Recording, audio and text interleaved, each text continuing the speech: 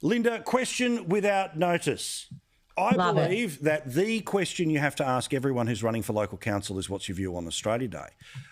So what's your view on Australia Day and about whether or not local councils should be providing the types of events they have in the past, or whether it's just about the citizenship ceremony now? It's called a coup. I know you love to ask me these questions as if I'm going to get 537 national councils to agree on one issue, Paul Murray.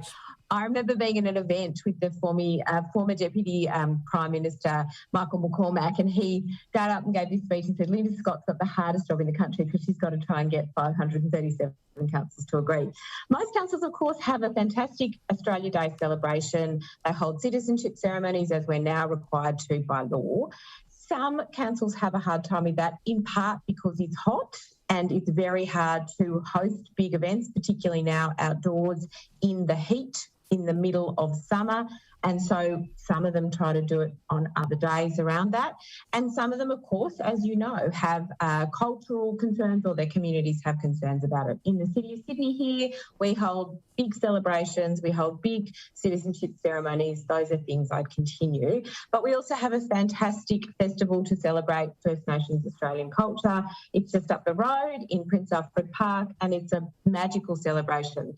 So, you know, councils across the nation are going to continue to do different things, but right now they are required to hold their citizenship ceremonies on Australia Day. And the other thing I want to just quickly add on this, though, Paul Murray, is most of us have a lot of citizens, which is fantastic, but it's not the only citizenship ceremony we hold. Again, in the City of Sydney, we hold one typically every 6 weeks to 2 months. A lot of councils, like my friend Tracy Roberts, who's the Mayor of Wanneroo in Western Australia, they have the biggest citizenship ceremony in the nation on Australia Day. So councils generally make a huge effort. It's a very big day of celebration. But James, again, I don't understand, why can't federal MPs do it? Like, if the local council's going to buggerise around with these things, then why don't you go, oh, sorry, you've lost it, local MP will do it?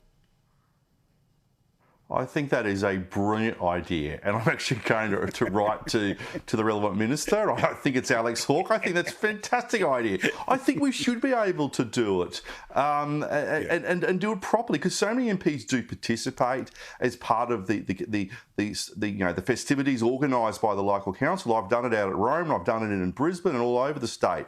But for us to be able to conduct them ourselves, brilliant idea. I'm going to take it straight to Alex Hawke, and I hope he says yes. Well, fingers crossed. May the process work that quickly. See, Linda, I have the idea. See what happens. So if you want any ideas through me, Linda, feel free. It's the joy policy of TV making at work, Paul Murray. But I think we have to recognise, I think people watching us have really appreciated the idea I just had.